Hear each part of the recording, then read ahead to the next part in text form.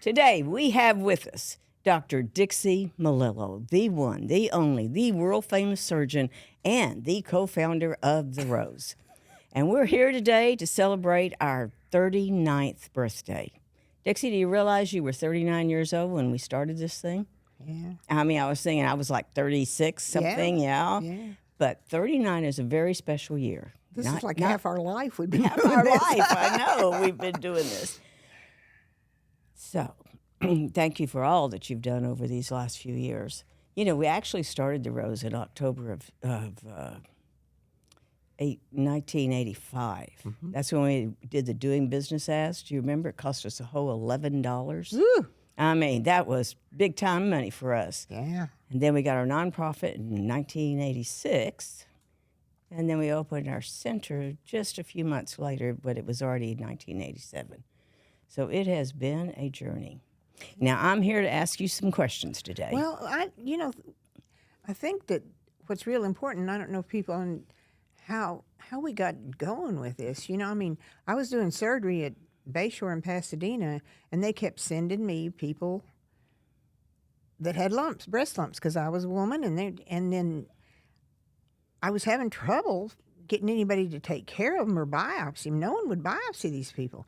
And I think our real starting point, that 32-year-old, they sent me a 32-year-old. Her breast was, I mean, you could see the chest wall. It was like in a big white cauliflower bleeding.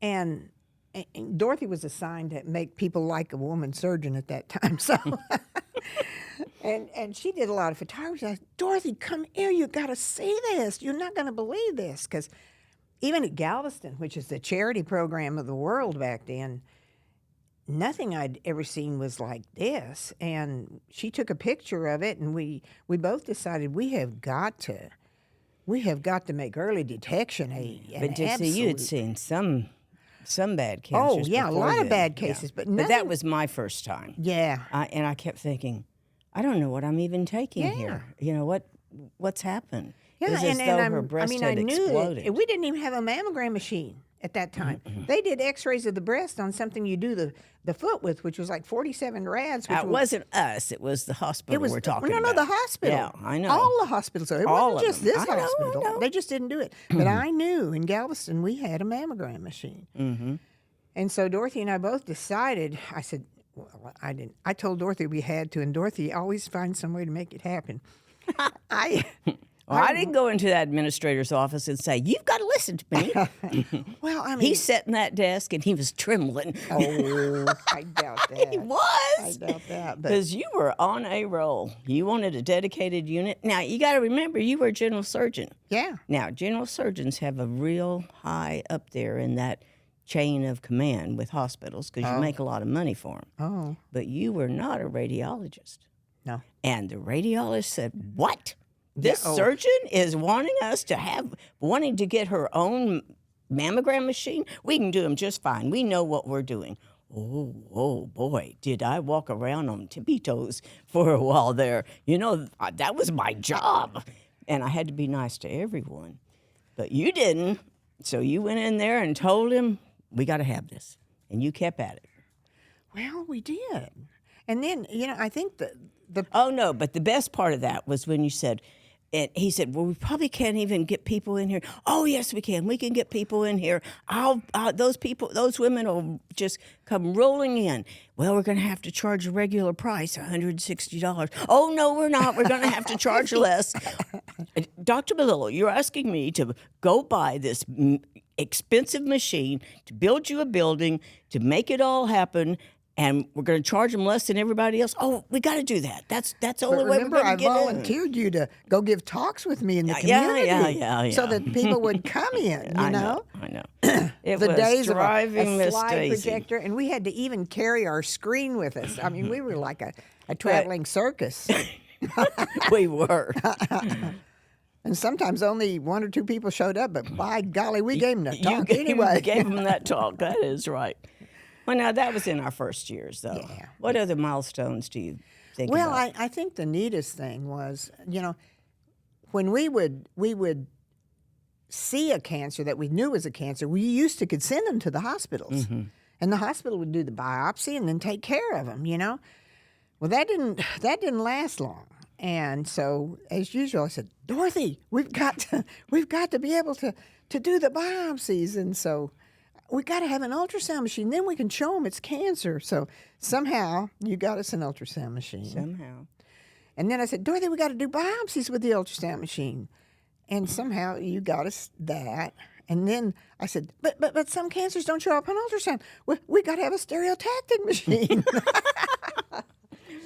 Oh, every one of though, those made a honestly, difference. this woman had no. All I did was want and say we have to. You know, it's too bad you wanted so much. But you always made it happen. Dixie. No, and I tell you what, though, honestly, I accredit everything. I mean, God had his hand on this whole deal. I know. You know? I know. It's. But you sure fought it back in the beginning. Well, you had your own way of doing things. Well, perhaps. And you were going to do other kind of surgeries. You weren't going to just do breasts, but then you finally said you'd just do breasts. Because the need was so great. I know. And they were doing it wrong. Well, of course they were. They were whacking off the whole breast. That's what Dixie always was known for. Let me tell you how to do this. Well, they were taking so many lymph nodes. These people were running around with arms as big as a bucket. And I knew that didn't have to do that. Mm-hmm. You know, no, the sentinel node. Oh, what's a sentinel node? Well, it's to keep you from your arm from being in a sling. And they used to whack the breast down to right to the muscles, and these women suffered. Mm-hmm. I mean, do you remember that one lady we had that I did a cassette tape with her, and how she had gone in for a hysterectomy, and her gynecologist said, "Oh, by the way, we'll just take that lump out of your breast while you're in there." When she woke up with a radical mastectomy. I mean, can you envision in all your life the shock? Oh, yeah. I mean, it's bad enough to have a radical mastectomy if you know you're going to have it. Right. But not to even consider it. And I took care of her and her daughters for years and years and years later. I know. And but do you remember you asked her, how are you really doing? Yeah. And that's when she told you the story. My gosh. And she finally ended up, she lost her mind. She ended up in a nursing home, her daughter said, and she said her husband left her because she looked so horrible. And the girl said no. She just wouldn't let anybody see her. She drove everybody away from her because she just hated the way she looked. You know, and that sent me on another mission. This is wrong. Mm-hmm. We can't do this to women. Right. You know, if nothing else, they absolutely positively have to know what they're going to have before they have it. Absolutely. And mastectomy has a fine role. I'm not, against mastectomy. It's just that the woman needs to choose it and know it's going to happen. And Dixie, you were a big, big part of all the changes that happened in the breast cancer world. And I know you don't think you were, but you were, because soon people were looking to you to say what the next step was. You always stayed up on things. You always went to the conferences and all of that. You were really But a lot of times they didn't listen to me, if you remember. Well, I know, but you decided to do it your way. Now we've talked about equipment that's changed. We've talked about procedures that have changed, thank you, God. What are you glad has not changed here at the Rose? Compassion and love and caring.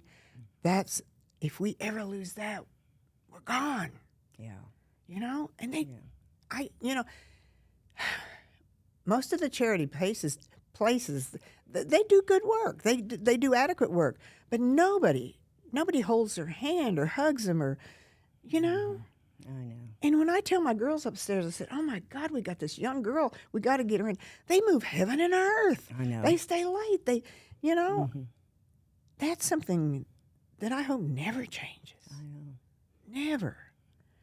If we lose that, we lost everything. I remember one time we were talking about, we had a very small staff then, and y'all have to remember this, back in the 80s, early 90s, and I was complaining that we couldn't find whatever staff person, maybe a tech or whatever.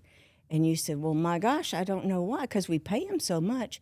I said, "Dixie, how much do you think we pay people?" And she goes, "Well, I thought everybody made at least $20 an hour. Now that would be $100 now an hour." And I was going, "Not quite, Dixie." But it was that kind of thing. They stayed even when we weren't the best payers and we weren't, all of those things, they stayed because they cared. Yeah. And I think the people that came to us from the beginning to the ones that come to us right now, there's a different kind of caring that goes on. Absolutely. And let me just tell you, the people that are here, now we pay as good as anybody, but we work 10 times harder. We do. We see so many more patients. My gosh, most of these folks, including our precious doctors, they could go someplace else, make the same amount of money, and not have to work near as hard as they do.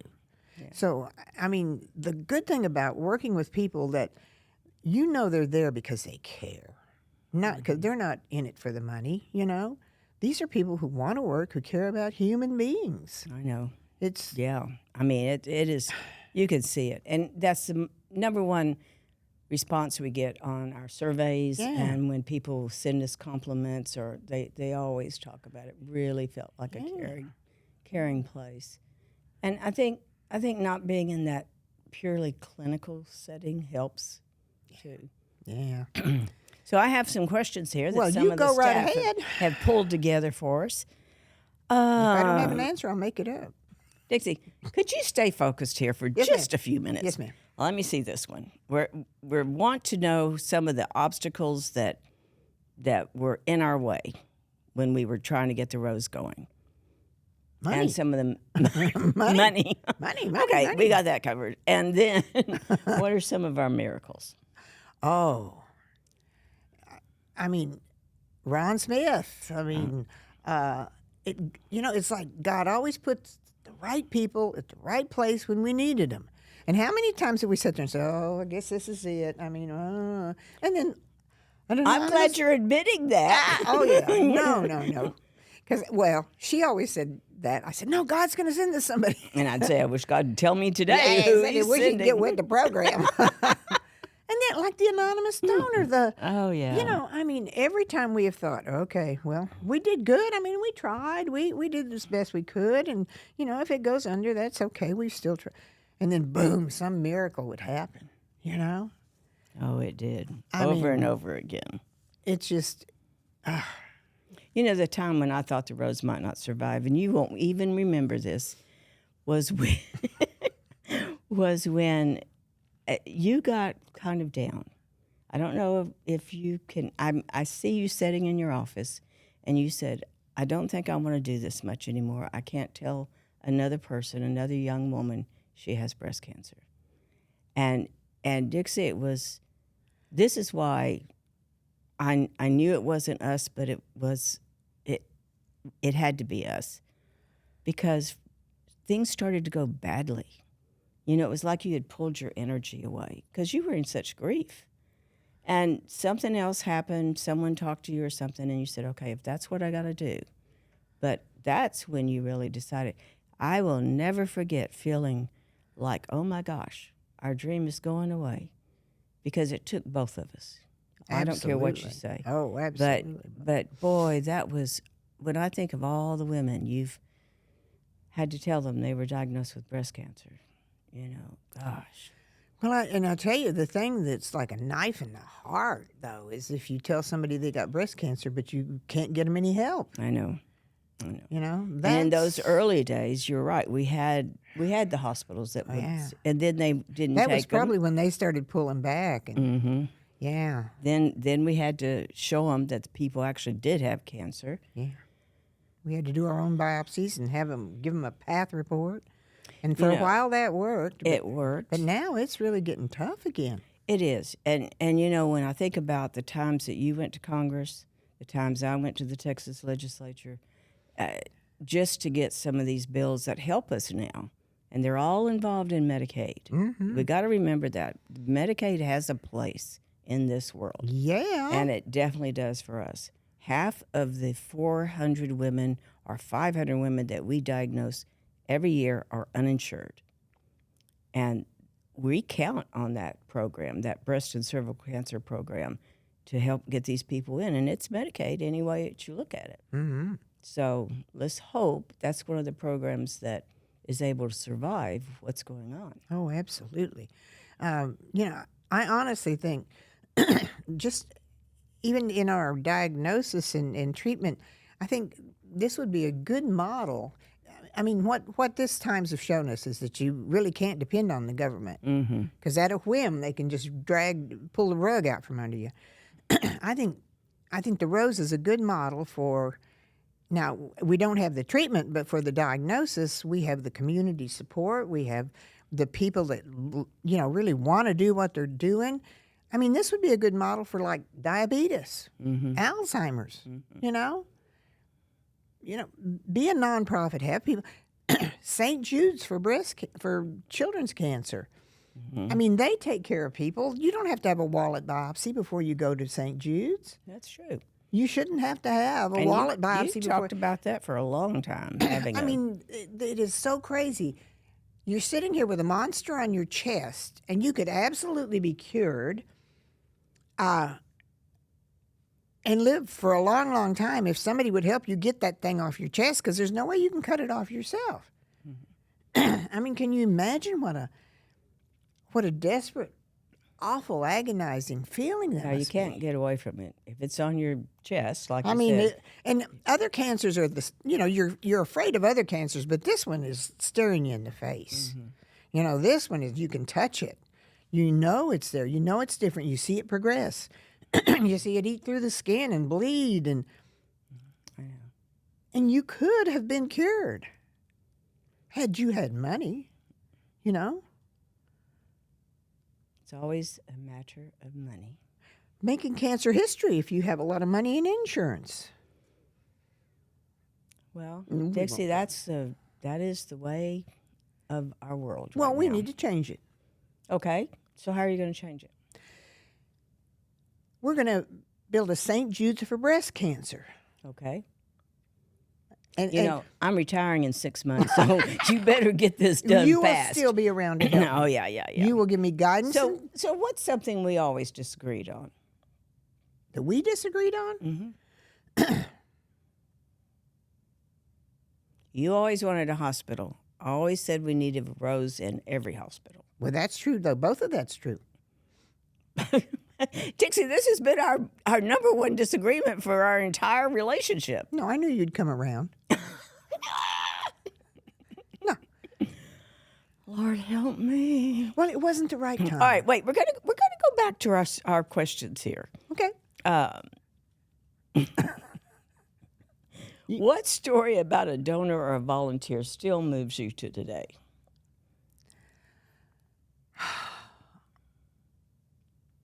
There's so many. I mean, we have had people give us money that they didn't even have the money. I have my patients who are so poor. I mean, they'll give us a little $10, or something when they come to help. I mean, we have been so blessed. I mean, the shrimp boil, it's like a miracle when so many people turn out for the shrimp boil. I mean, it's not like, well, I mean, it's neat and it's fun, but it's not like a extravaganza that these people turn out like you were giving away. People bring things for the silent auction, and then they bid on them. And then they buy them. I'm going, you already bought it once. When you buy it again. I know. And again and again. And to me, that is just a miracle, the way the community has supported us. It just... besides Marion's story, Jump for the Rose. Now, that has always been favorite patient favorite, story. Yes, because she promised you that she would pay you. She came to us. She had got divorced. She had no insurance, and she had cancer. And so, I mean, because I had seen so many. Sometimes you get where So I biopsied her, and she had cancer, and she says, what am I going to do? Well, back then I was doing surgery. So I said, I'm going to do the surgery. She said, how can you do that? I said, well, that's what we're here for, We've started this place so that we could take care of folks like you that really, I mean, it was a small, early cancer. It was curable. And so I did surgery on her, and she said, well, I'll tell you what, I'm going to repay you. And when I get well. And I said, yeah, well, if you win the lottery, don't forget us. What a terrible thing to say. Well, you said it. And she's repaid us 1,000 times over. 1,000 times over. She has the jump for the rose, and it's a they raise skydiving event. Skydiving, And people jump out of perfectly good You did it. airplanes. Say, "Oh, yep, best experience of I my sent my life." husband in because I wasn't gonna. But it has. It's raised just Oh, under it just- $400,000 in the years it's been around. My gosh. I mean, so I'm very respectful to anybody who says they're going to pay me back now, because she never lets me forget it. We laugh about it every time we get together. Do you remember the story about the little man in El Paso? We had one of our portable units coming in, the mobile units that used to carry the portable machines around.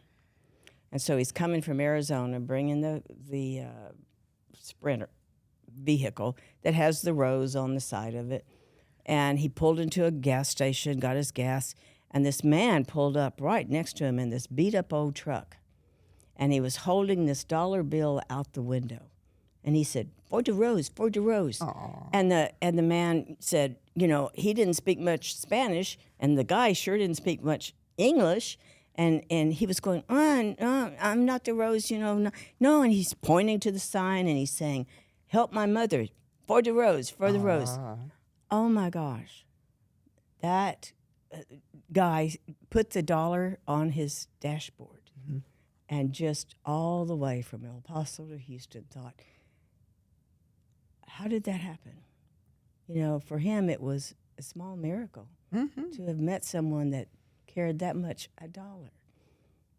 There's so little love and compassion in this world right now, And that's not true. There's a lot of love and compassion here. Yeah, but it's not being shown much nowadays, so that's why we got to keep it alive. Well, I agree with you once on that. All right, let's look at some of our other questions here. Look at yours. Which one did you think was a great one? Which did I think was a great one? Let's see. Oh, where we're going. Okay. Now, and you know me, I've been yelling about this for 20 years. Yeah, and I again, know. nobody listened, but that was okay. They didn't listen to me about the estrogen either, Mm-hmm. I tell you what, we're seeing a new mean cancer. It is not dependent on estrogen or progesterone or anything. And it's aggressive. And it goes fast, and it gets young people. Now, everybody makes cancer cells. Mm-hmm. I mean, that's just the norm. When the mitochondria dies in a normal cell, this cell reverts back to its primitive nature, and it eats sugar and divides, eats sugar and divides. It just ferments sugar. We've known that since 1934. Otto Warburg won a Nobel Prize for it. I mean, come on. It's not, rocket science. Nobody has bothered to tell us to quit sucking down so much sugar because there's no money to be made if you stay healthy. And, we could have prevented so much cancer. But the problem is, if people stay healthy, then the pharmaceutical industry doesn't make money, and the food industry loses money, and then the doctors lose money, and oh my God, if people stay healthy, it's a disaster. So nobody is going to tell you, okay? Mm-hmm. And I mean, I could see the handwriting on the wall when we started, with the processed foods back in the 1990s. Added sugar, added sugar, added sugar. Mm-hmm. Because sugar is 8 times more addictive than heroin. If they add sugar, you're going to buy more. Mm-hmm. And do you know who owns all the big food industries? Who? R.J. Reynolds, Philip Morris. They bought all these food Mm-hmm. manufacturers up. And they have CAT scans that they have set up to see which sugar lights your brain up, which food makes you more addicted, because it hits the opioid center. And then they push that, and they. All right, so what are you, the Rose, going to do? We are going to, that? in my St. Jude's, Mm-hmm. I am going to have a whole section for prevention. Okay. I am going to teach nutrition, prevention, and the cancer treatments work so much better if you cut the sugar. Mm-hmm. I mean, think about a PET scan, for God's sakes. How long have we been doing PET scans? Ages. Do you know what they inject you with for a PET it'll scan? light up? Radioactive sugar. Yeah. Come on, gang. And then the oncologist will sit there and give you a can of Ensure while they're trying to give you chemotherapy. You know? I mean, I can't process it. I can't process why. Well, I can. I mean, it's always about the money. You know that. Mm-hmm. I guess maybe that's why I don't like the money so much, except when they give it to the Rose. But you know what I'm saying? Mm-hmm.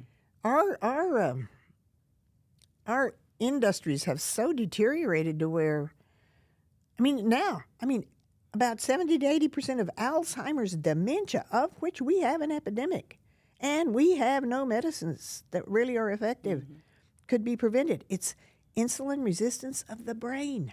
It is from having too much sugar. Your insulin doesn't work. Your brain shuts down. They've done studies with keto diets. Now, these people have to be locked up because if there's sugar, they're going to get it because the brain is telling, I got to have sugar. I'm getting sugar. Well, they put them on a keto diet Dale Bresnick did this, and their brains start to light up in brain scans. Wow. Why is this not being shouted from the rooftops? Money. But you know me, money doesn't impress me. I know. So I'm shouting from the rooftops. Good. Cut it out. Good. No, but that's going to be a big section is prevention. And my hospital is going to teach prevention. It's going to get out there and show prevention. We're going to. Will you research? Absolutely. I mean, we have research. Oh, absolutely. We'll have the brightest minds and the most wonderful people in the world at this hospital. And you won't have to have a wallet biopsy to get in. It is so heartbreaking. Here, like yesterday, I had this girl, enormous. Her breast, normally cancer doesn't hurt, okay? But she had so many lymph nodes positive that the fluid had backed up to where her breast was as big as a basketball, and it hurt. And she couldn't get anybody to help her. And for 6 months, they'd been giving her antibiotics. Hello? Oh, my gosh. Because she was only 37. They just didn't think. A young woman can have breast cancer, right? Nope. Hey, How many have we seen? Oh, and we're seeing more and more and more and more. I know I've said that forever, but we are seeing younger people. I mean, look at our numbers. No, our numbers, they show it. Of course, it hasn't been shown nationally except in the colon cancer area.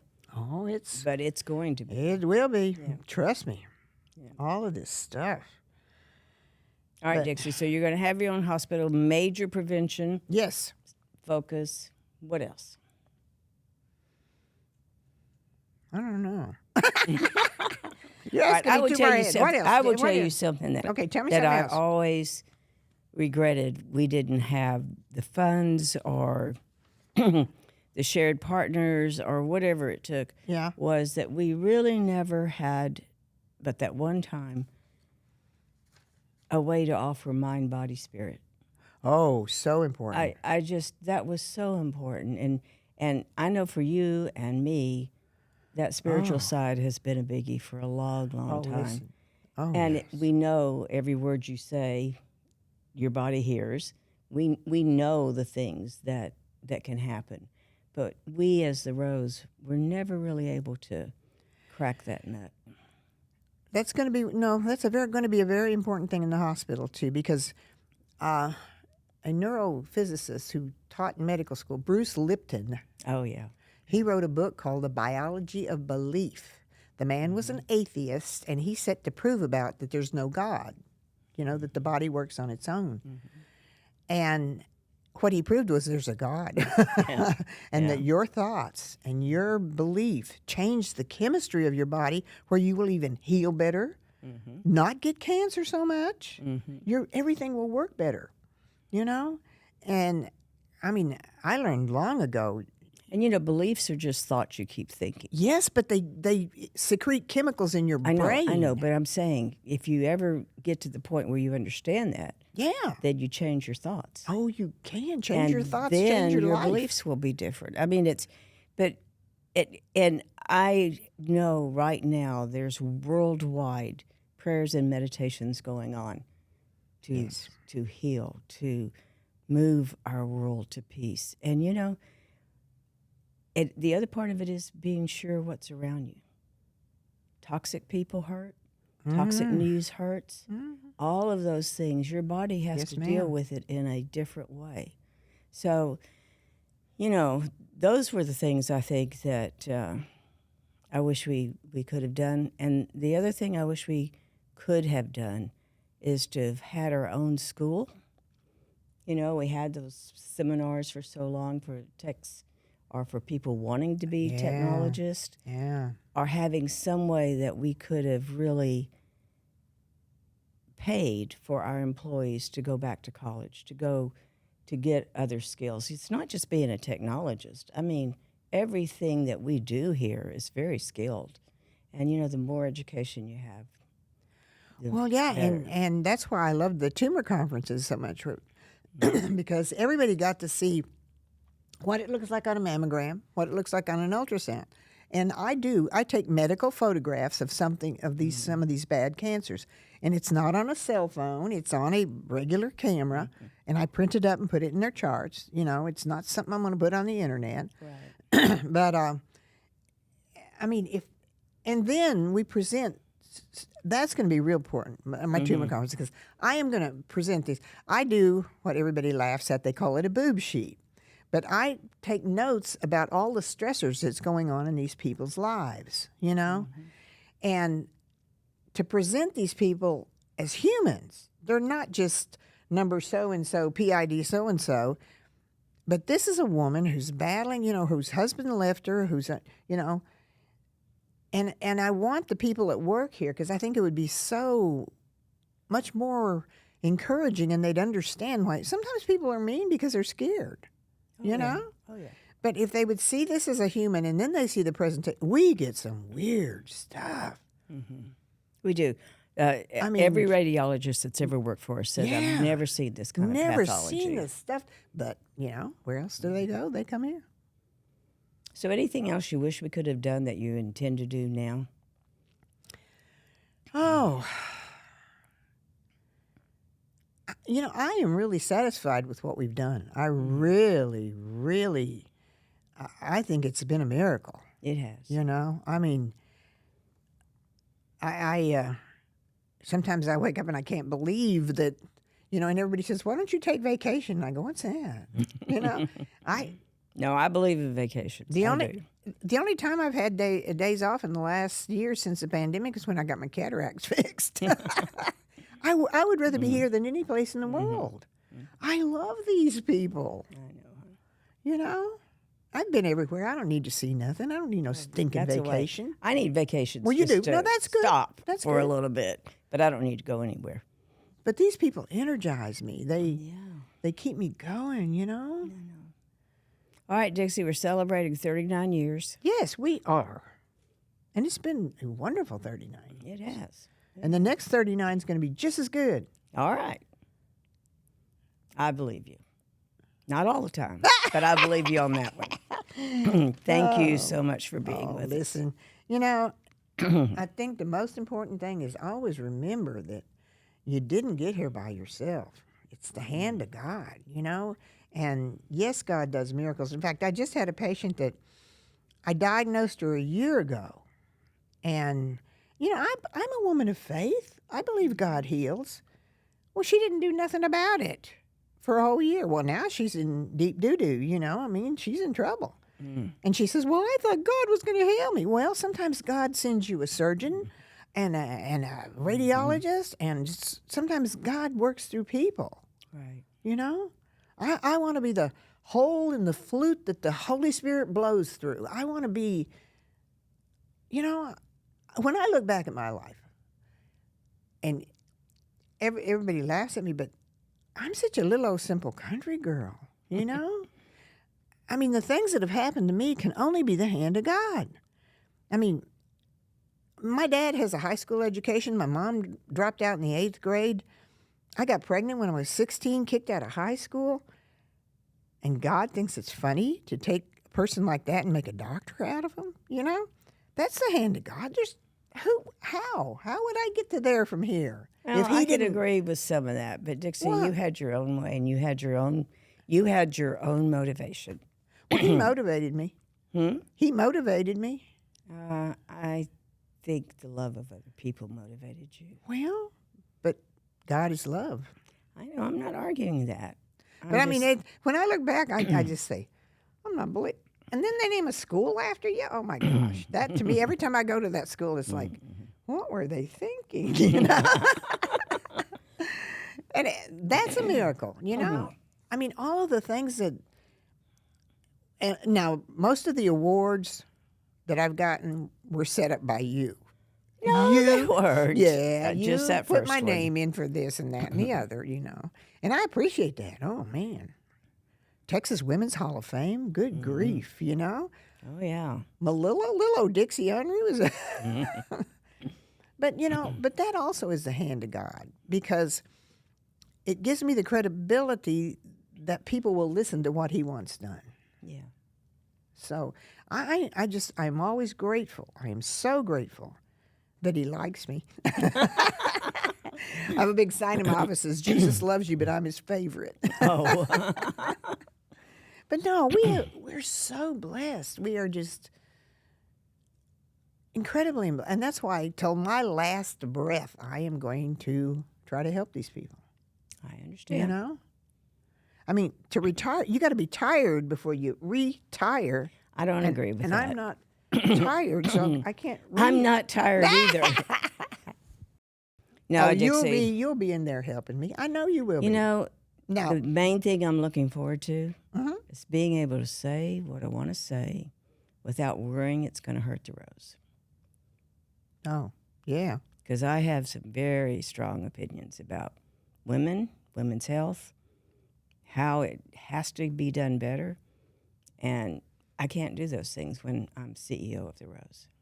Oh, I just go ahead and do them anyway. Well, you're not CEO of the Rose. I keep trying to tell you this. All right, Dixie, we're gonna wind this podcast up, and thank you again for being with us and for being such a legend. You know, you've left an incredible legacy, but there will never be another Dixie Melillo. No, Lord. Never. Thank you. There'll never be another Dorothy West. Well, I don't know. They'll Gibbons. find them. I got to keep up with your names. All right, dear. All right. Well, I love you. I love I know you. you'll have your hand right in there helping me When when you want to. I want if you to. want to. Yeah. But I'm going to keep at it till the end. Good. Till he calls me home. Good. And I mean, I'm ready anytime. Beam me up, Scotty, because this place is crazy. But he keeps making me stay here. I know. He keeps me perfectly healthy so he can work me to death. I mean, I see the plan. Mm-hmm. So I'll be here. I know. All right. All We're right. going to wind up this podcast. Thank everyone for listening, and happy birthday to the Rose. Happy birthday, Rose.